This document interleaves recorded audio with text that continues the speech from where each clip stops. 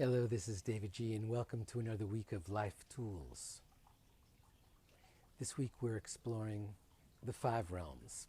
I go pretty deep into the 5 realms and de-stressifying.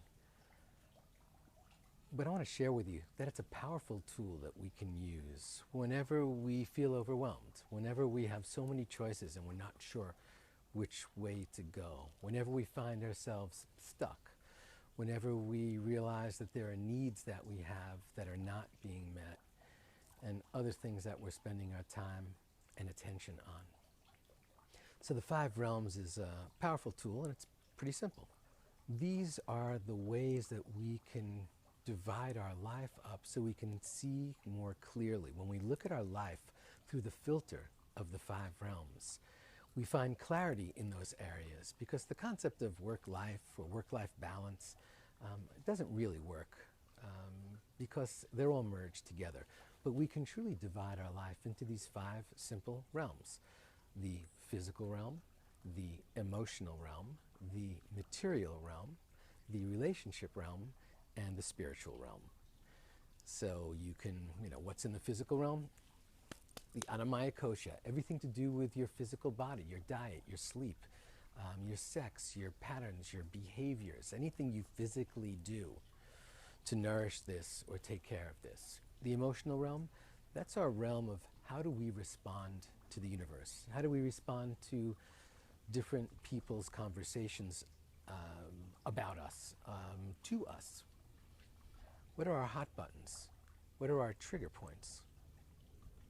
This is pretty important because we will always find ourselves in this emotional realm responding to everything around us. The next, the material realm. That's our wealth consciousness, our abundance consciousness. It's how we perceive and put our attention on all the physical, material aspects of our existence. Money, stuff, positions, possessions. The relationship realm. That's a very, very powerful realm because it starts with our relationship with ourselves and then extends to the relationship we have with others and our relationship to sweet Mother Earth, this beautiful planet. What's our relationship to all the things around us? And lastly, the spiritual realm. This is our connection to Source, our connection to something bigger than us, our dharma, our purpose, our meaning, our quest for self-actualization and self-realization. When we look at our life through the lens of the 5 realms, we have greater clarity in the answers that it brings to us. So, for example, let's look at the relationship realm. Maybe you have a relationship right now that's consuming a lot of energy and space in your mind. And you may say, oh, no, it's not an important relationship, but you never stop thinking about it. So when we put our attention on the relationship realm, and we know that there are only 4 things we can do with a relationship, we can birth it, try to repair it, bring it back to where it was. We can, if that doesn't work, we can shift it, try to move it to an evolutionary stage, a relationship that once existed but needs to have new rules and new parameters. And then lastly, if none of that stuff works, we need to end it.